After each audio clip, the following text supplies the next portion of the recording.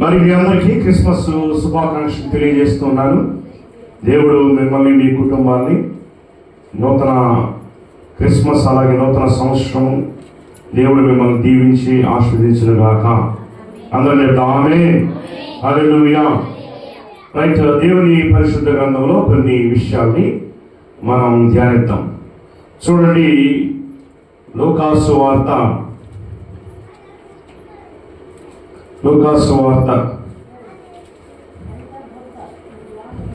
'లో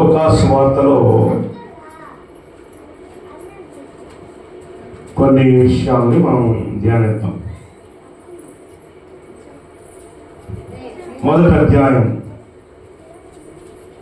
లూకాసు వార్త మొదటి అధ్యాయము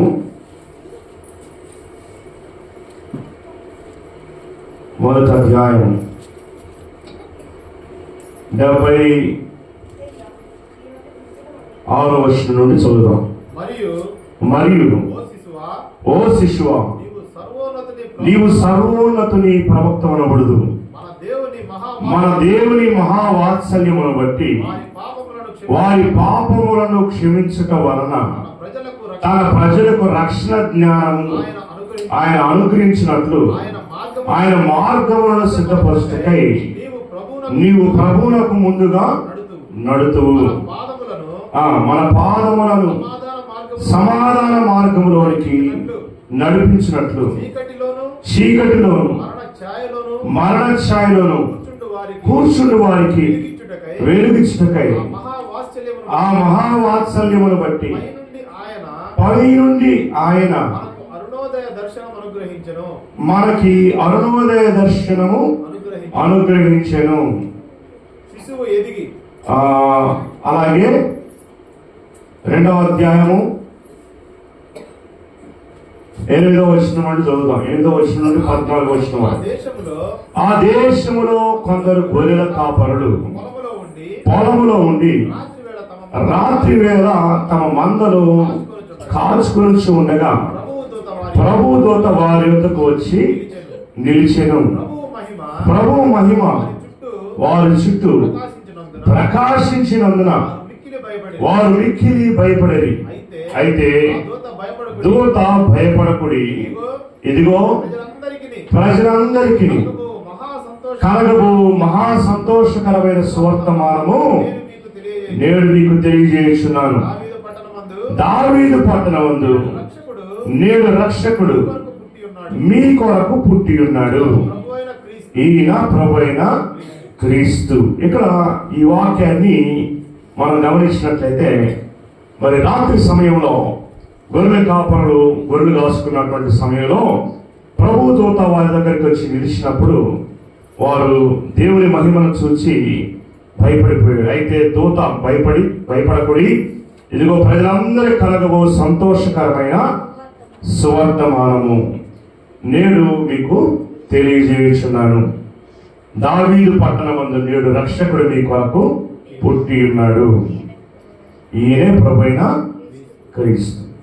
ఇక్కడ మనం గమనించినట్లయితే ఈ వాక్యాన్ని యేసుక్రీస్తు చెప్తున్నటువంటి మాట, మరి తన యొక్క వాక్కుని మనకి వినిపిస్తున్నాడు. మరి క్రిస్మస్ సందర్భంగా మనం చూసినట్లయితే క్రిస్మస్ పండుగని చాలా మంది ప్రయాణాల పండుగ అంటారు. ఏం పండుగ అంటారు? ప్రయాణాల పండుగ. అక్కడి నుంచి ఇక్కడికి, ఇక్కడి నుంచి అక్కడికి వెళ్తూ ఉంటారు. ఆ ఊరు నుంచి ఈ ఊరికి, ఈ ఊరి నుంచి ఆ ఊరికి, మరి అక్కడి నుంచి అక్కడికి వస్తూ ఉంటుంటారు. ప్రయాణాల పండుగ. రెండవది చూస్తే కాంతుల పండుగ. ఏంటిది? కాంతులు కాంతులు కానుకలు కాదు, కాంతుల పండుగ. ఏంటిది? అంత కాంతి అనమాట. ఎక్కడ చూసిన లైటింగ్ లైటింగ్ లైటింగ్ లైటింగ్. కాంతుల పండుగ. ఇంకా ఏంటంటే ఇది బహుమతుల పండుగ. అందరు బహుమతులు గిఫ్ట్ ఇస్తూ ఉంటారు. క్రిస్మస్ మన గిఫ్ట్లు ఏమో మనం తీసుకోం కదా, అన్నీ వస్తాయి. అవన్నీ ఇంటి పండుగ, ఒంటి పండుగ, తంటి పండుగ. అంటే ఇంటికి, ఒంటికి, పంటికి. ఇంటికి రంగులు వేసుకుంటారు, ఒంటికి గొడ్లు వేసుకుంటారు, పంటికేనే చికెన్ తెచ్చుకుంటారు. కాంతుల పండుగ, ప్రయాణాల పండుగ. ఇంకా బహుమతుల పండుగ, స్తుతుల పండుగ, సాక్ష్యాల పండుగ, సాక్ష్యం ఇచ్చిన పండుగ. అదేనా? ఏం సాక్ష్యం ఇచ్చారు? ఎవరో సాక్ష్యం ఇచ్చారు. గొర్రెలు కాపరులు సాక్ష్యం ఇచ్చారు, జ్ఞానులు సాక్ష్యం ఇచ్చారు. అట్లా సాక్ష్యాల పండుగ, అనేకమైన పండుగలు ఉన్నాయి. మరి ఇప్పుడు మనం చూస్తాం. ఈ పండుగలు ఎవరో చూస్తాం? యేసుక్రీస్తుని చూస్తాం, జ్ఞానులు చూస్తాం, ఇంకా మరియమ్మను చూస్తాం, యేసేపును చూస్తాము, గొర్రెలు కాసే వాళ్ళని చూస్తాము, దూతను చూస్తాం, నక్షత్రాన్ని చూస్తాము, చాలా మందిని చూస్తాం. సరే, ఇప్పుడు ఈరోజు మన టాపిక్ ఏంటంటే యేసుక్రీస్తుని మోసిన వారు ఎవరు? యేసుక్రీస్తుని మోసిన వారు ఎవరు? యేసుక్రీస్తుని మోసిన వారు ఎవరు? 9 నెలలు మోసింది ఒక ఎవరు? మరి 9 నెలలు మోసింది. అర్థమైందా? అదొక చేదైన అనుభవం అన్నమాట, చేదైన అనుభవం. అర్థమైందా? ఆమె ప్రెగ్నెంట్గా ఉన్నప్పుడు 100 కిలోమీటర్లు నడిచి బెత్లెహేమ్ వెళ్ళిందంట. 9th month ప్రజాసంఖ్య రాయాలన్నప్పుడు బెత్లెహేమ్ అనేటువంటి ప్రాంతానికి వెళ్ళింది. నజరేతు నుండి బెత్లెహేమ్ 100 కిలోమీటర్లు నడిచి అక్కడికి వెళ్ళింది. అక్కడ మనం చూస్తే ఒక సత్రం కనపడింది. అక్కడ సత్రం, అది ఎవరి సత్రం తెలుసా? బోయేజు సత్రం అంట. బోయేజు కట్టించిన సత్రం. ఆ సత్రంలో మరి యేసుక్రీస్తు జన్మించినట్లుగా మనము చూస్తాం. ఇక్కడ మనం చూస్తే మరియ గురించి మనము ఆలోచన చేస్తే మరి యేసుక్రీస్తును మోసింది. లూకాసు సువార్త 2వ అధ్యాయం 6వ వచనం చదవండి. లూకాసు సువార్త 2వ అధ్యాయం 6వ వచనం. వారు అక్కడ ఉన్నప్పుడు ఆమె ప్రసవ దినములు నిండిన గనుక తన తొలుచూరు కుమారుని కని పొత్తిగుడ్డలతో చుట్టి సత్రంలో వారికి స్థలము లేనందున ఆయన పశువుల తొట్టిలో పరుండ పెట్టెను. ఇక్కడ ఆమె మోసింది. వారు అక్కడ ఉన్నప్పుడు ఆమె ప్రసవ దినములు నిండెను. ప్రసవ దినాలు 9 నెలలు మోసింది. ఈ బోయజు ఆ పశువుల పాకలో ఎందుకు, ఆ సత్రములో లేదా అక్కడ ఎందుకు ఆ సత్రములో కానీ బోయజు ఎవరు అంటే చూడండి. రూతు గ్రంథము 4వ అధ్యాయం 21వ వచనంలో, రూతు గ్రంథము 4వ అధ్యాయం 21వ వచనం, రూతు గ్రంథము 4వ అధ్యాయము 21వ వచనం. రూతు తీసిన వారు చదవండి. ఇంకా ఇండెక్స్లో ఎదుగుతున్నారు కొంతమంది, అది ఎక్కడ ఉంటుందా అని. పేజీ నెంబర్ నేనే తీయలేదా, నా దగ్గర ఉంది చదవడానికి, కానీ మీరు తీసి చదవాలి. అందుకు నా బైబుల్లో తీసి చెప్పినా కానీ నా బైబుల్ వేరు, మీ బైబుల్ వేరు. నా చిన్న బైబుల్.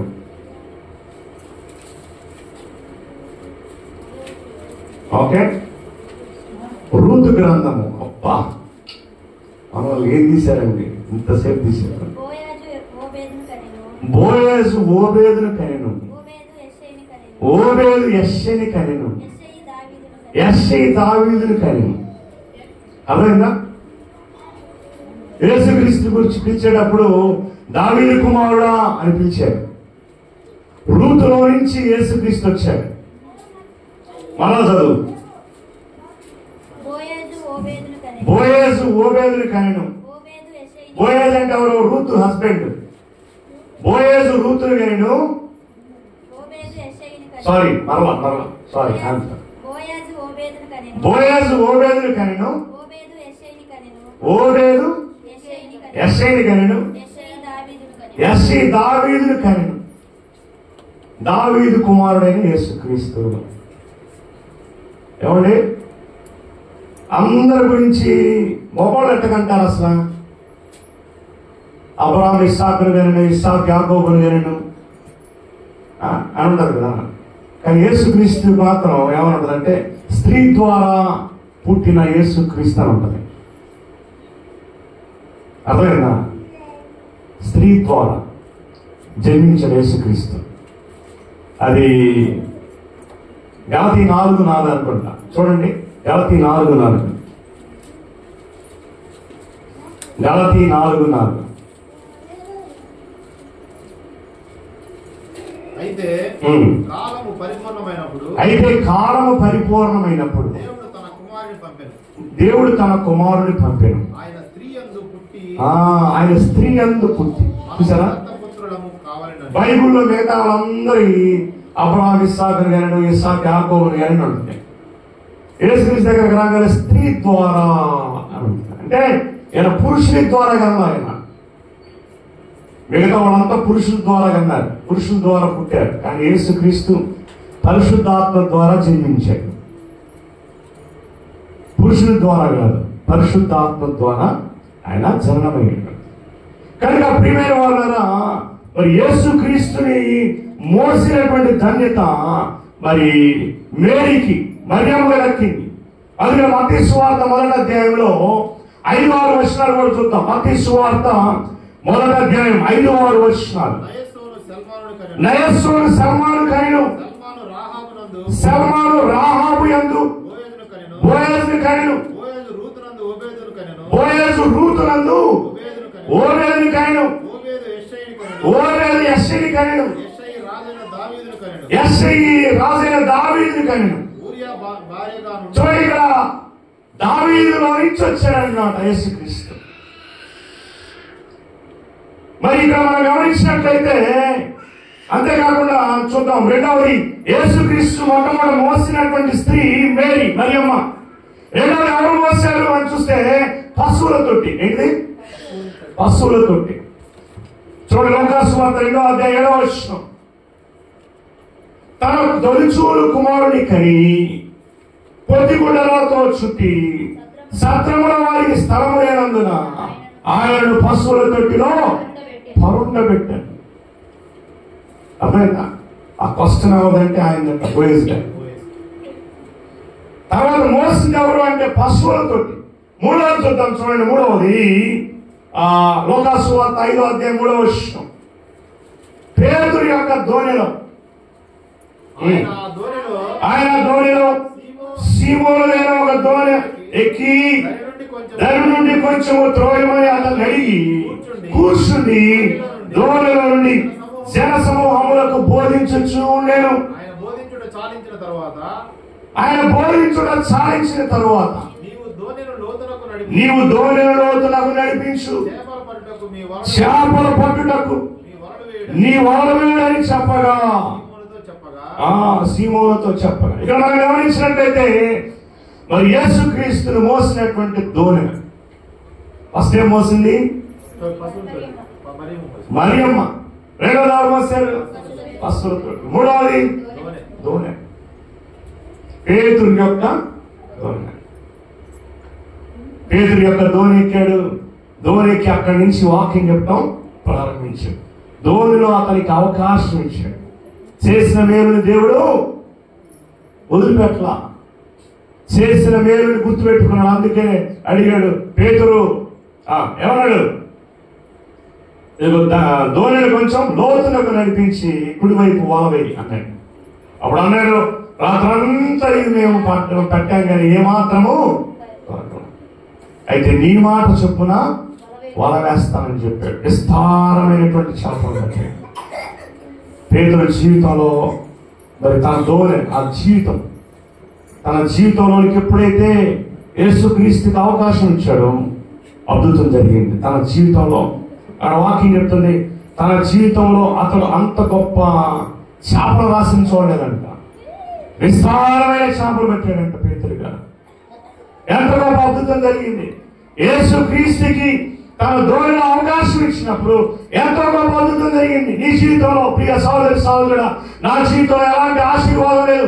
ఎంతో కష్టపడుతున్నాను, ఎంతో ప్రయాసపడుతున్నా కానీ ఏమీ దొరకట్లేదు, ఏమీ ప్రయోజనం లేదు. ఎంత సంపాదించినా కానీ ఏమీ మిగలడం లేదు అని నువ్వు అనుకుంటున్నావేమో.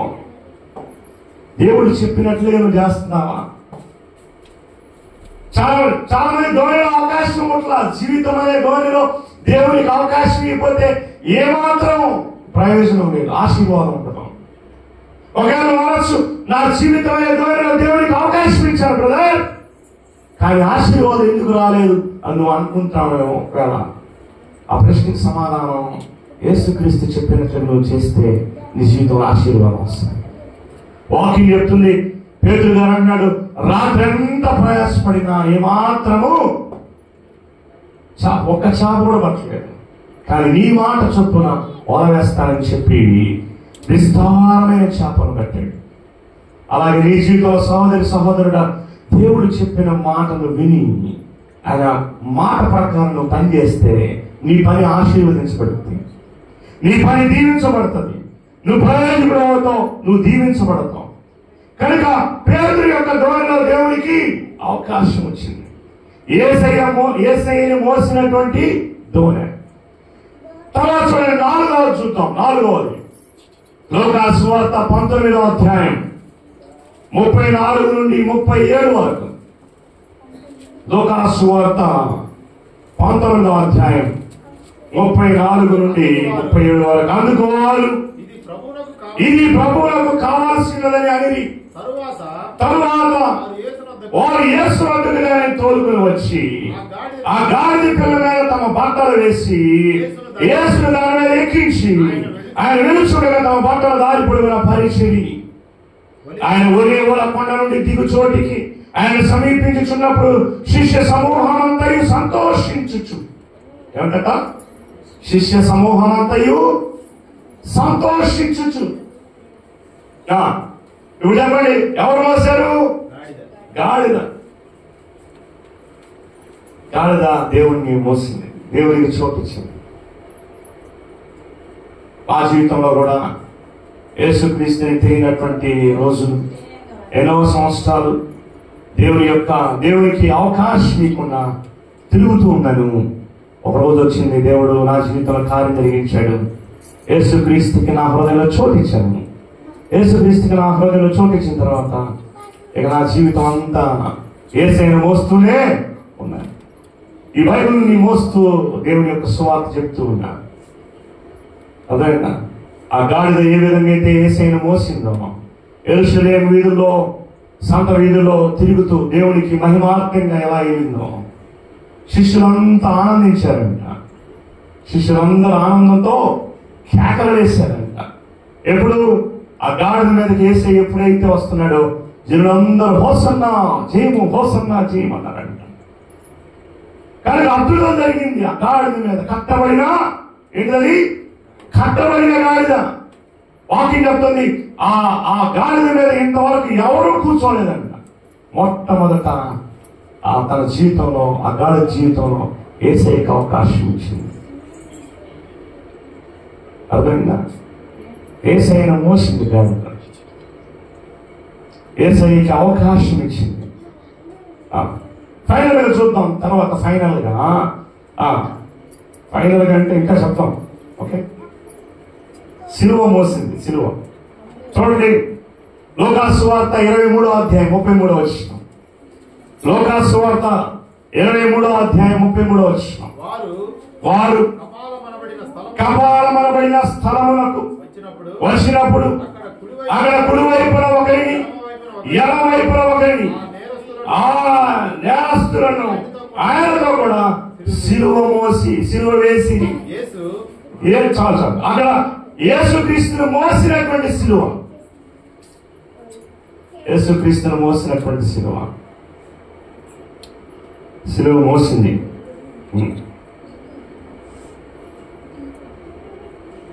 ఓకే, ఏం చెప్పుకున్నప్పటికీ 5 చెప్పుకున్నాం. ఏమిటి చెప్పండి? ఒకటి మరియమ్మ, 2 పశువుల తొట్టి, 3వది దోణె, 4వది గాడిద పిల్ల. ఐదవది సిలువ. ఆరవది చూద్దాం, చూడండి. లోకాసు సువార్త 23వ అధ్యాయం 46వ వచనం. అప్పుడు యేసు గొప్ప శబ్దంతో కేక వేసి 46 రెఫరెన్స్ రాయాలి. ఏడవ మాట. సరే,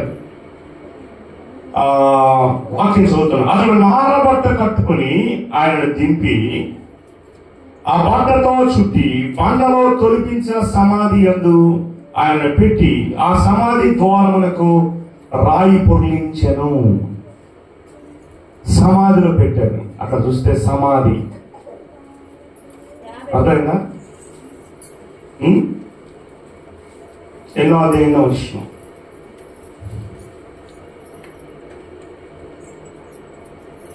తర్వాత ఇంటికి వెళ్ళిన తర్వాత చూడండి 55.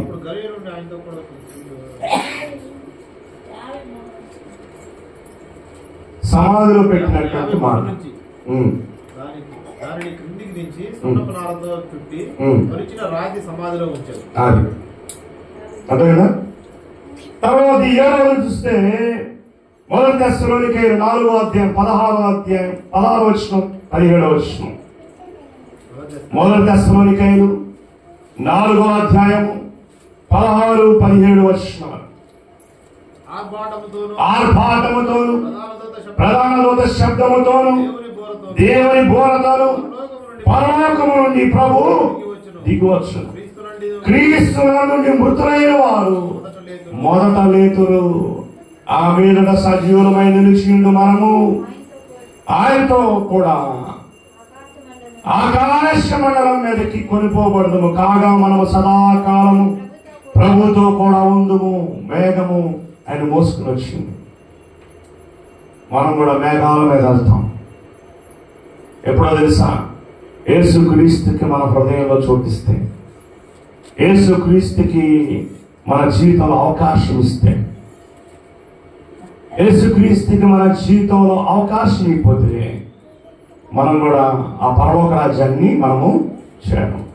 ఎందుకంటే మానవుడు పాపిగా ఉన్నాడు. మానవుడు జన్మతః పాపిగా ఉన్నాడు. ఈ పాపాన్ని తీసేయడానికి యేసుక్రీస్తు పాపరహితుడిగా ఈ భూమి మీదకి వచ్చాడు. అందుకే వాక్యం చెప్తుంది, పాపలను రక్షించుటకు క్రీస్తు యేసు లోకానికి వచ్చాను. ఈ స్టేట్మెంట్ అంతా పర్ఫెక్ట్ అండ్ వండర్ఫుల్ స్టేట్మెంట్. అంటే ఈ లోకంలో ఉన్న ఏ దేవుడు కూడా నీ పాపాన్ని తీసేయలేడు. I can challenge you. ఎందుకంటే వాళ్ళ పుట్టుకలోనే పాపం. భార్యాభర్త కలయిక ద్వారా పుట్టిన వారు ప్రతి ఒక్కరు కనుక వారి జన్మలోనే పాపం ఉంది. కనుక ఈ లోకంలో ఉన్న ఎవరు కూడా పాపాలు తీసే అధికారం ఎవరికి లేదు. ఒక యేసుక్రీస్తులో మాత్రమే ఉంది. ఈ లోకంలో ఉన్న ఎవరు చెప్పలేరు. ఏమంటే నా తల్లి కన్యక అని ఎవరైనా చెప్పగలరా? యేసుక్రీస్తు మాత్రం చెప్పగలరు. నా తల్లి కన్యక. కన్యక గర్భవతి అయి కుమారుని కనును అతనికి ఇమ్మానుయేలు అని పేరు పెట్టుదురు. కన్యక గర్భవతి అయి కుమారుడు కలిగి ఆయన ఇమ్మానుయేలు అని పేరు పెడతారు. ఆయన ద్వారా పాపక్షమాపణ, ఆయన ద్వారా విడుదల. వాక్యం చెప్తుంది అనేకమైన లేఖనాలు, అనేకమైన ప్రవచనాలు నెరవేర్పే యేసుక్రీస్తు భూమి మీదకి రావడం. ఇంకా వాక్యం చెప్తూ ఉంది, కుమారుడు ముద్దు పెట్టుకోండి, లేని ఎడల ఆయన కోపించును.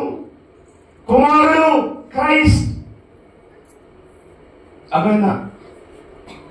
అందుకని క్రిస్మస్ పండుగ అంట. కానీ క్రిస్మస్ పండుగలో క్రైస్ట్ మిస్ అవుతున్నాడు. వాక్యం చెప్తుంది కుమారుడు ముద్దు పెట్టుకోండి, లేని ఎడల ఆయన కోపించును. ముద్దు పెట్టుకోవడం అంటే ఆయన్ని హత్తుకోవడం, ఆయనతో ఏకమవడం. నీ జీవితంలో ఆయనకు చోటిస్తే నీ పాపం నుండి విడుదల పొంది, నీ దోషం నుండి విడుదల పొంది దేవుడు ఇచ్చే నిత్య జీవంలోకి వెళ్తావు. మేఘాల మీద కొనిపోబడతావు. లేకపోతే నీ జీవితంలో యేసుక్రీస్తు లేకుండా ఎన్ని క్రిస్మస్లు వచ్చినాయో, ఎన్నిసార్లు యేసుక్రీస్తు గురించి విన్నావో. ఒకవేళ చిన్నప్పటి నుంచి యేసుక్రీస్తు గురించి వినున్నావేమో, కానీ ఎంతవరకు నీ హృదయంలో చోటు ఇవ్వకపోతే, ఎంతవరకు నీ జీవితంలో ఆయన చోటు ఇవ్వకపోతే ఏదో ఒక రోజు నువ్వు మరణిస్తావు. నీ పాపంతో పాటు నువ్వు మరణిస్తే నీ పాపంతో పాటు నువ్వు చనిపోతే నువ్వు నరకానికి వెళ్తావు. ఆ నరకాన్ని తప్పించడానికి యేసుక్రీస్తు ఈ భూమి మీదకి కన్యక గర్భాన జన్మించాడు. పాపలను రక్షించడానికి యేసుక్రీస్తు లోకానికి వచ్చాడు. అందుకని అంటాడు, ఇది నమ్మదగినది, పూర్ణ అంగీకారమై ఉన్నది, లేఖనాల నెరవేర్పు. యేసుక్రీస్తు భూమి మీదకి రావాలి. ఆది యందు వాక్యం ఉండెను, వాక్యం. చాలా మంది అంటారు, అమ్మ సృష్టి ప్రారంభంలో ఏముంది అంటే ఏముంది, ఒక శబ్దం ఉంది, ఒక శబ్దం ఉంది. చాలా మంది ఏమన్నారు తెలుసు, దాన్ని ఒక శబ్దం ఉంది, అదే ఓంకారం అన్నారు చాలా మంది. శబ్దం ఏంటంట, శబ్దం.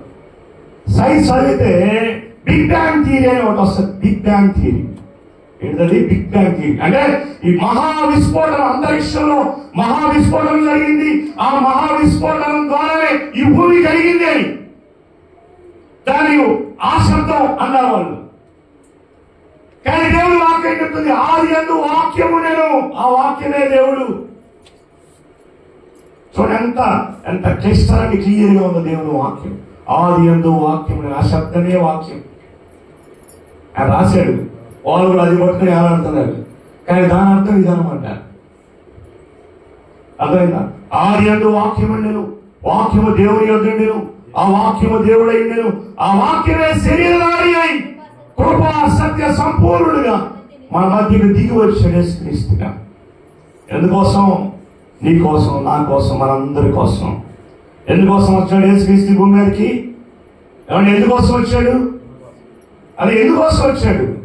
మానవులు రక్షించడం కోసం, చనిపోవడం కోసమే వచ్చాడు, రక్తం కార్చడం కోసమే వచ్చాడు.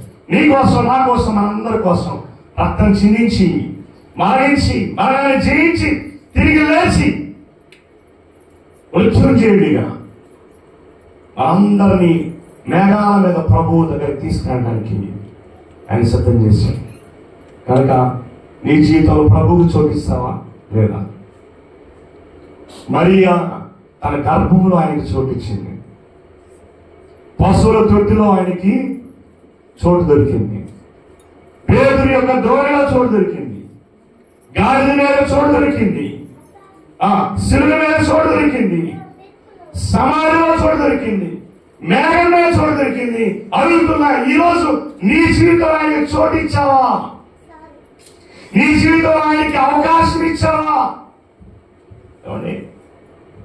ఒక క్రిస్మస్ నాటకం జరుగుతూ ఉందంట. అక్కడికి చిన్నపిల్లలు నాటకం వేస్తూ ఉన్నారు. జాగ్రత్తగా, చాలా సీరియస్ విషయం. ఒక నాటకం జరుగుతూ ఉంది. ఆ నాటకం జరుగుతూ ఉందంటే అందరూ చిన్నపిల్లలు కలిసి నాటకం వేస్తూ ఉన్నారు. ఒకరికి ఒక్కొక్క క్యారెక్టర్ ఇచ్చారు. వాళ్ళలో ఒక నత్తోడు ఉన్నాడు. ఆ నత్తోడికి ఒక క్యారెక్టర్ ఇచ్చారు. ఏంటో తెలుసా? సప్తర్పీజమాన్. చెప్పండి, ఏది? సప్తర్పీజమాన్. వాడు మొదలైన నత్తోడు. వాడు చెప్పి ఒక మాట చెప్పాడంటే వాడు గంటకు చెప్తాడనమాట. వీడిని స్టేజ్ మీదకి ఎక్కించాం, ఏం చెప్తాడో ఏమో, ఎలా చేస్తాడేమో ఆయన మొత్తం మీద అందరూ చూస్తూ ఉన్నారు. మొత్తం మీద అందరూ కలిసి స్టేజ్ మీదకి వెళ్ళారు. సత్రపు యజమాని అనగానే వీడు పిలిచారు, వీడు వెళ్ళాడు. ఇప్పుడు ఆయన క్యారెక్టర్ ఏంటంటే మరియమ్మ యేసేపు రావాలి. మరియమ్మ యేసేపు వచ్చి ఏం చేయాలి?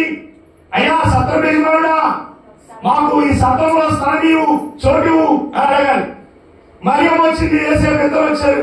అయ్యా ఇదిగో ఆయన మరియమ్మ బాగా 9 నెలల గర్భవతిగా ఉంది, కాన్పు నొప్పులు వస్తున్నాయి, కొంచెం నీ సత్రంలో స్థలం ఇయ్యాలి అంటే వాడు అన్నడే కింద ఉన్నోళ్ళు అయిపోయారా, ఈ వద్దంటున్నా ఫస్ట్ నుంచి వీడికి నోటికో మాట రాదు, మొత్తం మీద ఏదో చేస్తాను అనుకున్నాం, ప్రోగ్రామ్ మొత్తం నాశనం చేశాడు వీడు అనుకుంటున్నారు. ఆ తర్వాత మళ్ళీ కేకేశారు, లేదని చెప్పురా సత్రంలో స్థలం లేదని చెప్పురా అంటున్నారు. మరలా మరియమ్మ యేసేపు ఇద్దరు అడుగుతున్నారు, అయ్యా సత్రంలో కొంచెం స్థలం. వాడు మరలా అంటున్నాడు. మరలా కేకలేస్తున్నారు, స్థలం లేదని చెప్పురా. ఆ నత్తివాడు ఏడుస్తూ ఉన్నాడు. జనాలకు అర్థం కాదా ఏమైంది, వాడు ఎందుకు ఏడుస్తున్నాడు? ఒకవేళ డైలాగు రాక ఏడుస్తున్నాడేమో, డైలాగు రాక ఏడుస్తున్నాడేమో, ఇట్లా అంటున్నాడు కానీ చెప్పలేకపోతున్నాడు. కింద నుండి అందరు కేకేస్తున్నారు, నత్తోడా స్థలం లేదని చెప్పింది. వాడు మరలా ఏడుస్తూ ఉన్నాడు, ఇట్లా అంటున్నాడు, ఏడుస్తూ ఉన్నాడు. ఒక్కసారిగా మరలా ఏసి పడిపోయాడు. అయ్యా మీ సత్రంలో స్థలం ఉందా అంటే అప్పుడు దగ్గరగా ఏడ్చి అంటున్నాడు, దేవాది దేవుడైన యేసుక్రీస్తుకి నా సత్రంలో స్థలము లేదని నేను చెప్పలేకపోతున్నాను.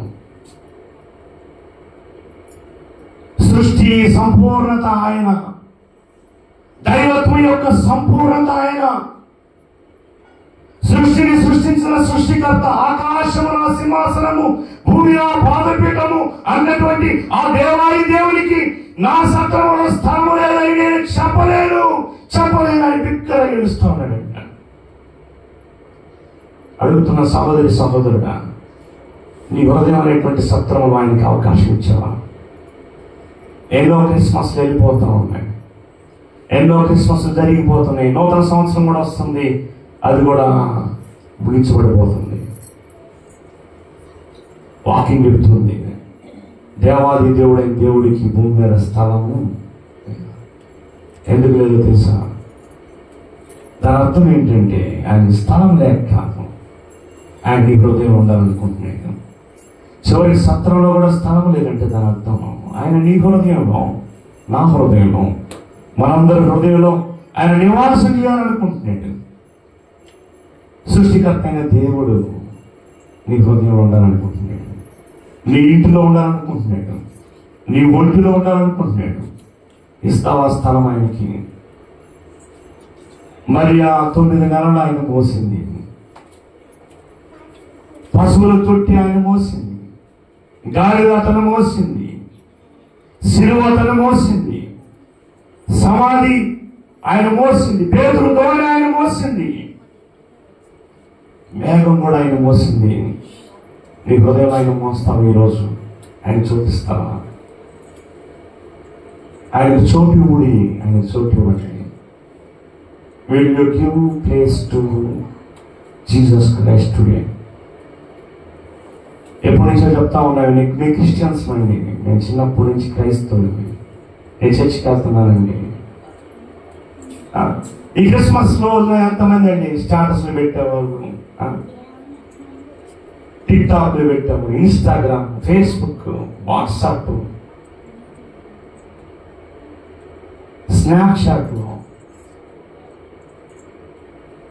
We are producing the snaps, we are producing all those stuff to the WhatsApp and Facebooks and snaps also. But can you give place to your heart? నీ హృదయం చోటిస్తావు దేవుడికి. దేవుడి మధ్యాహ్నం కావాల్సిన మీతో మాట్లాడుతున్నాడు. సత్రంలో స్థలం దొరకనా? ఒకవేళ ఆ నత్తివాడి స్థలంలో, నత్తివాడి ప్లేస్లో నువ్వు ఉంటే నువ్వు నిర్దాక్షిణ్యం చెప్తావేమో. ఏమని? స్థలం లేదండి, అది పోయాగానే వాడు. కానీ ఆ నత్తివాడు, వాడు శరీరంలో నత్తివాడేమో కానీ హృదయాంతరంగా నుంచి ఏడుస్తూ ఉన్నాడు. నా సత్రంలో దేవునికి స్థలము లేదని నేను చెప్పలేను. తల ఉంచుదాం, ప్రార్థన చేద్దాం. ప్రభా, నా హృదయంలో నీకు చోటిస్తాను. ఎన్నో మార్లు నేను తొక్కపెట్టుంటాను, ఎన్నో మార్లు నేను గాయపరుచుంటాను. ఈ లోకంలో పరిశుద్ధుడైన దేవునికి చోటిస్తావా? ఈ లోకంలో ఏ దేవుడు నీకోసం ప్రాణం పెట్టలేదు, నీకోసం రక్తం చిందించలేదు. యేసుక్రీస్తు నీకోసం ప్రాణం పెట్టాడు, నీకోసం రక్తం చిందించాడు. ఈ లోకంలో తల్లి ప్రేమ కంటే, తండ్రి ప్రేమ కంటే, భార్యాభర్తల ప్రేమ కంటే, బంధుమిత్రుల ప్రేమ కంటే, అన్నదమ్ముల ప్రేమ కంటే గొప్ప ప్రేమ యేసయ్య ప్రేమ. ఆయన నీకోసం ప్రాణం పెట్టాడు. ప్రాణం పెట్టిన ప్రేమ యేసయ్య ప్రేమ. యేసుక్రీస్తు నిన్ను ప్రేమిస్తూ ఉన్నాడు, ఆయన నిన్ను పిలుస్తూ ఉన్నాడు, ఆయన అడుగుతూ ఉన్నాడు, నాకు నీ హృదయంలో చోటిస్తావా? Will you give place into your heart. God is asking you. Glory, hallelujah. Thank you, Lord. Thank you, Father. పరిశుద్ధాత్మ దేవునికి స్తోత్రాలు, స్తోత్రాలు. ఈ మధ్యాహ్న కాలం సమయంలో ప్రజలందరూ ఈ వాక్యాన్ని వింటూ ఉన్నారు. ఈ వాక్యాన్ని ఎంతమంది ఎదురు చూస్తున్నారో వారి జీవితాల్లో, వారి హృదయాల్లో అవకాశం వాళ్ళ హృదయంలో చోటు ఇవ్వడానికి సహాయం చేయండి. దేవాలను దర్శించు, ప్రతి ఒక్కరిని దర్శించు, సంధించు, వారి జీవితంలో నీ కార్యాలు జరిగించు. పరిశుద్ధాత్మ దేవ నీ కార్యాలు జరిగించి మహిమ పొందు. ప్రభు, ఎవరైతే నాయనా ప్రభు నా హృదయానికి చోటిస్తాను, ఆ సత్రపు యజమానుడు వలె ఇదిగో నా సత్రంలో నీకు స్థలం లేదని నేను చెప్పలేను. నా హృదయం నీకు చోటిస్తాను, నా ఇంట్లో నీకు స్థలం ఇస్తాను. ప్రభా నా హృదయానికి రా. ఈ క్రిస్మస్లో నువ్వు లేకపోతే ఈ క్రిస్మస్ అంతా వృత్తాన్ని, వ్యర్థమే. కొత్త బట్టలు తెచ్చుకోవచ్చు, రంగులు వేసుకోవచ్చు, లైటింగ్లు పెట్టుకోవచ్చు, క్రిస్మస్ ట్రీలు, క్యారల్స్, శాంటా క్లాజులు, క్రిస్మస్ తాత, ఇవన్నీ ఆర్భాటము, హంగులు, ఆర్భాటాలైనా చేయొచ్చు. కానీ ఈ యవనస్తులు కూడా చాలా మంది సంఘం కొరకు పెయింటింగ్ అని, డెకరేషన్ అవి చేస్తారు. కానీ హృదయంలో చోటు ఇవ్వరు. దేవునికి అవకాశం ఇవ్వరు. ఎన్ని చేసినా యేసుక్రీస్తుకి నీ హృదయంలో చోటు ఇవ్వకపోతే అదంతా నువ్వు వ్యర్థమన్నావు కదా ప్రభు. ఇక్కడున్న ప్రతి ఒక్కరూ వారి హృదయంలో నీకు అవకాశం ఇవ్వడానికి, చోటు ఇవ్వడానికి సహాయం చేయండి. ఈ వాక్యం ద్వారా ప్రతి ఒక్కరిని దర్శించినందుకు స్తోత్రాలు. వారి హృదయాలన్నీ కొలువైండి. ముందున్న సమయం ఆశీర్వాదకరంగా, దీవెనకరంగా మార్చండి. ఈ క్రిస్మస్ ప్రతి ఒక్కరికి దీవెనకరంగా మార్చమని యేసుక్రీస్తు జీవం కలిగిన నామములో అడిగి వేడుకుంటున్నాము తండ్రి. అందరం చెప్తాం ఆమేన్, ఆమేన్, ఆమేన్.